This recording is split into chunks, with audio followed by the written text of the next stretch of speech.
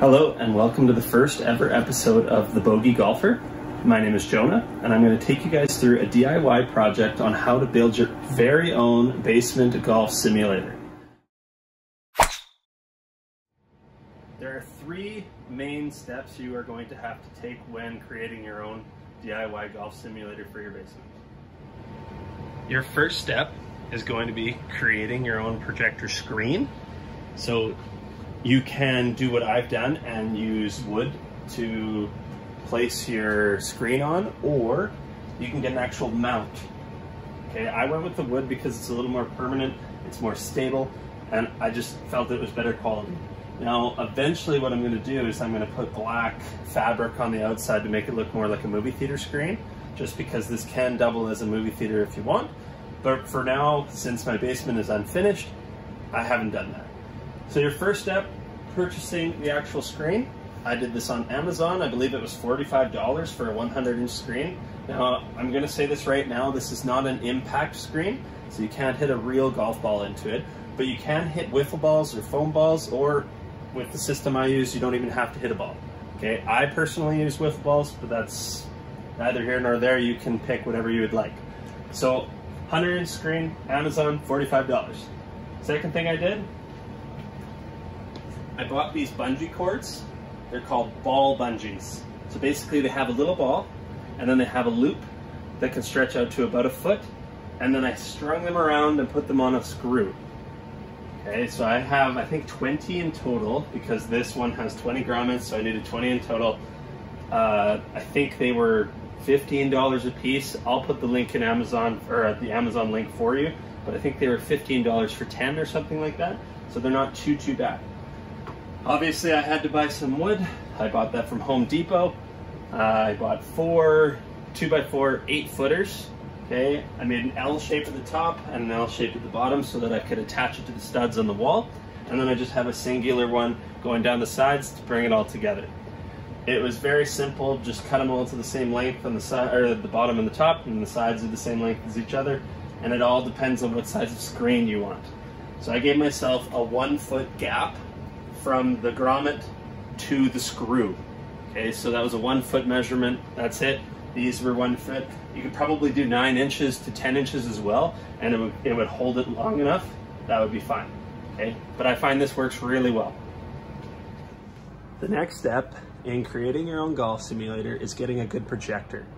So the projector I found was the Artley Energon 2. It was from Amazon as well. I did a little research and found that it would be really good for this because it worked well with light.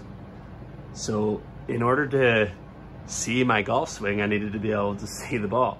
So I had to get one with high lumens. So you don't have to get this exact one, obviously, but it was pretty cheap. I think it was around $320. It is a 1080p projector. It's not 4K. If I'm honest, I probably would have looked at the 4K. I think they have a 4K version. So this one is pretty good, but I would have gone 4K. The next thing that's good about this one is that this has its own built-in speaker, so you don't have to buy a separate speaker for it. You can actually just use the one that's built in. However, you can get a Bluetooth speaker and hook it up to this because it has Bluetooth connectivity. Here's the mount I used in order to install it. That mount was from Amazon as well.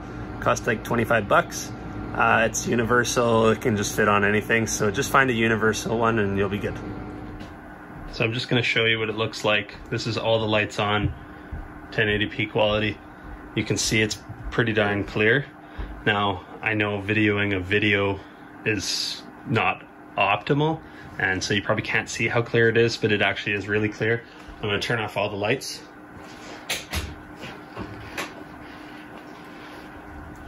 And you can see you got a pretty crystal clear view here of the golf course. So all in all, this projector it's pretty legit. It lives up to what I was hoping for when I did the research.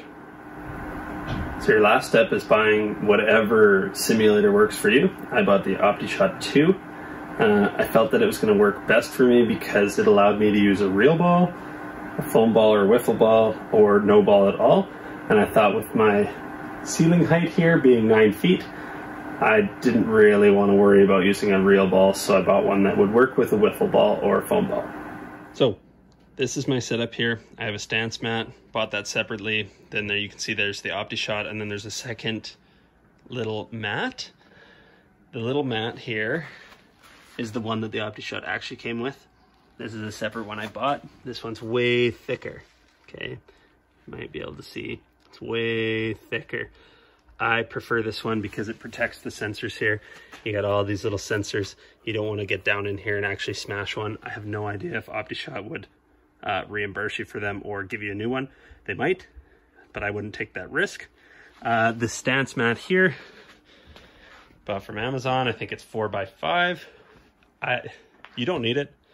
You really don't need it, but I prefer it just because it gives you that extra stability, and when you want to take a practice swing, you don't have to swing over the sensor, because if you swing over the sensor, it's going to pretend like you already hit the ball.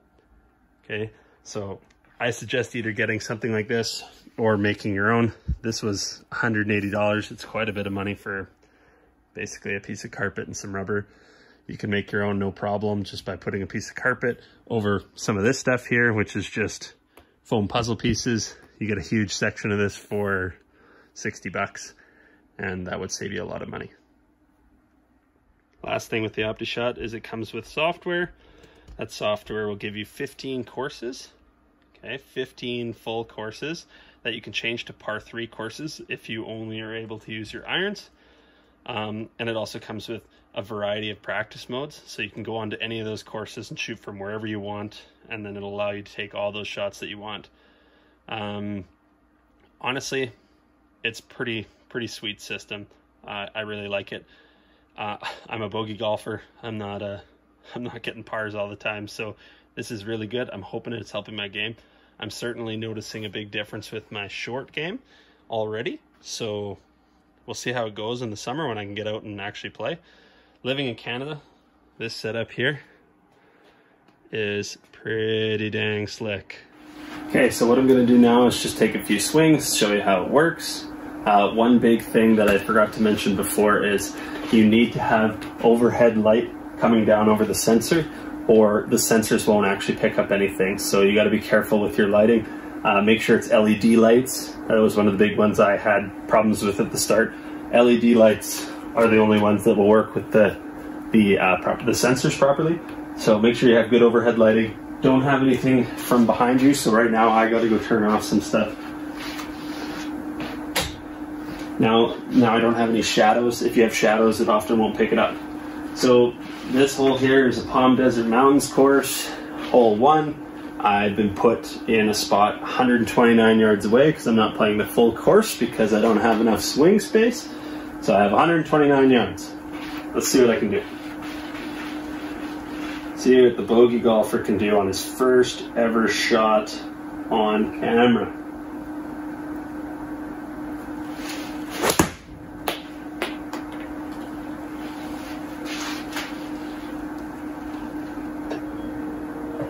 It's exactly what a bogey golfer should do. Hit it out of bounds pretty much. Okay, I'll do a couple more swings for you, little short ones, just so you can be like, yeah, that seems realistic, that doesn't. So before I go, this is 38 yards, uphill 4 yards. Just give it a little half swing here with the sand wedge. And it didn't do anything because I think I had some shadow over top. So if I'm leaning over it too much, it's not the best. So don't lean over your thing too much because you might get some shadow in. Some people I know put an actual little light right where this other ball is, just over top, so that all the light goes onto the sensors.